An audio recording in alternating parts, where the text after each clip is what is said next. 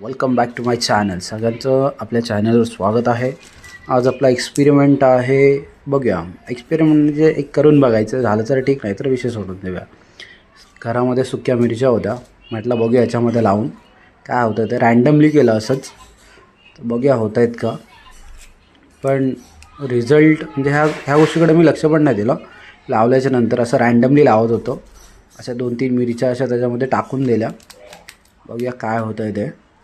पण आणि त्याच्याकडे जास्त लक्ष पण नाही द्यायचो. पाणी दिलं तर दिलं, नाही दिलं तर नाही दिलं.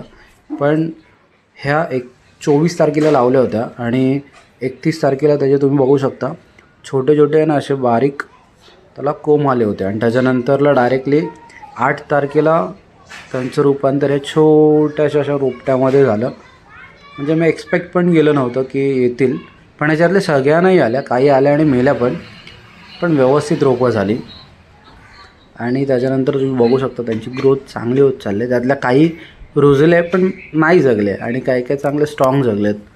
बघूया भाई, ह्यावेळेस तरी हे व्यवस्थित झाले पाहिजेत, हे प्लांट मोठे झाले पाहिजेत. भेटूया पुढील व्हिडिओमध्ये. Thank you so much.